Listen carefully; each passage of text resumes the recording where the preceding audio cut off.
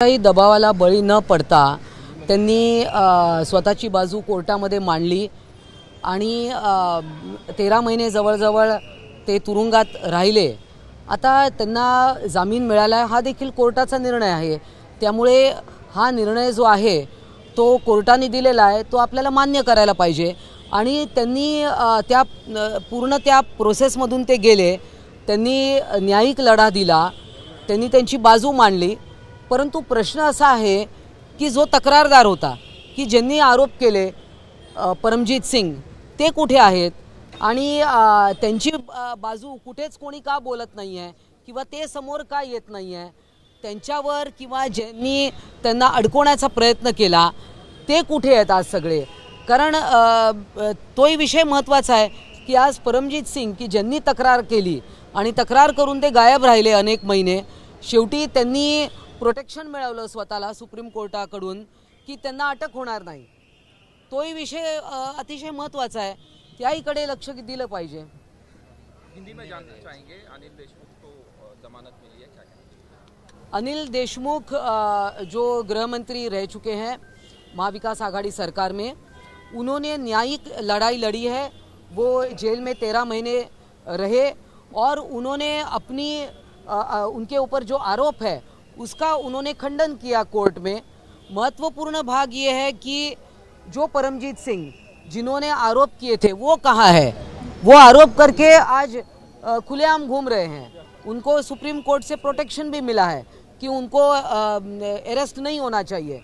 अब ये भी न्यायालय का निर्णय है कि आज अनिल देशमुख को जमानत मिली है, ये न्यायालय का निर्णय है, उसका हम स्वागत करते हैं। फंड कहीं और इस्तेमाल किया जा रहा है कि ये बड़े अचरज की बात है कि निर्भया फंड, जो एक सामान्य महिला जो काम से घर पर लौटती है, कहीं ऐसे सिचुएशन में फंस जाती है कि जब उसको पुलिस की मदद चाहिए, तो ये निर्भया फंड जो केंद्र सरकार ने, जब हमको याद है कि दिल्ली में जो निर्भया कांड हुआ था उसके बाद ये निर्भया फंड क्रिएट किया और मनोधैर्य योजना भी उसके बाद ही कार्यान्वित हुई।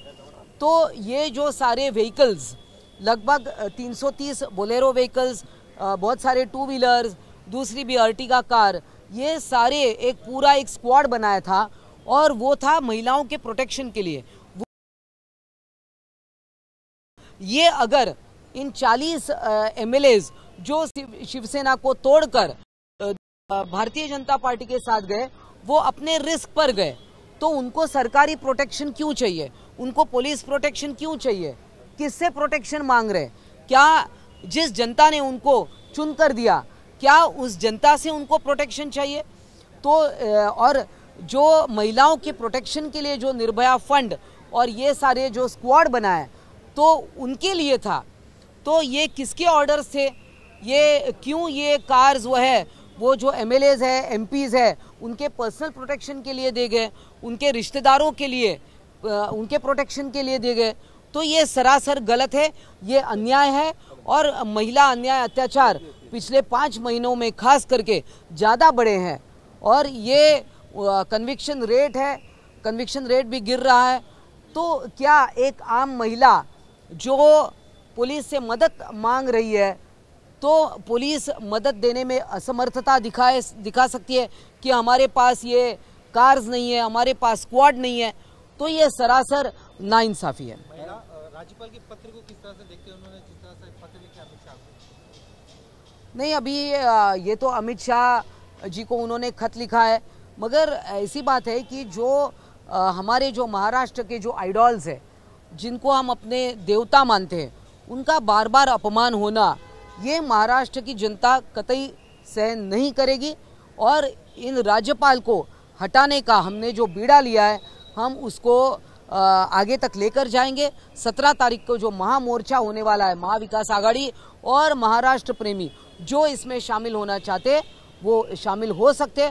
हमने सभी को निमंत्रण दिया है और ये अब केंद्र सरकार को जवाब देना है कि आपको महाराष्ट्र की जनता और महाराष्ट्र की अस्मिता, मराठी मानुस का जो बार बार अपमान हो रहा है, सावित्रीबाई फुले हो, छत्रपति शिवाजी महाराज हो, तो ये बार बार अपमान महाराष्ट्र की जनता नहीं सहन करेगी। मॅडम, नितेश राणे असे म्हणतात की माझ्या विचारांचे सरपंच जर निवडून नाही आले तर मी त्यांना निधी देणार नाही, त्यांनी म्हटलं. त्यांनी आमदारकीची शपथ घेतलेली आहे, ती शपथ त्यांनी पुन्हा वाचावी आणि पुन्हा त्या शपथेवर त्यांनी अवलोकन केलंय की त्याच्यामध्ये तुमची बांधिलकी कोणासाठी आहे. तुम्ही जनतेसाठी तुमची बांधिलकी आहे आणि तुम्ही सरपंच हे देखील एक निवडून आलेले लोकप्रतिनिधी आहे, तुम्ही त्यांना निधी देणार नाही म्हणता, याचा तुम्हाला स्पष्टीकरण द्यावं लागेल तुमच्या वक्तव्याचं. नाही, राज्यपालांनी जे पत्र लिहिलेलं आहे ते त्यांनी माननीय अमित शाह यांना लिहिलं आहे. महाराष्ट्रामध्ये जी परिस्थिती निर्माण झाली आहे, वारंवार आमच्या महापुरुषांचा कोणी अपमान करत असेल तर ते आम्ही सहन करणार नाही.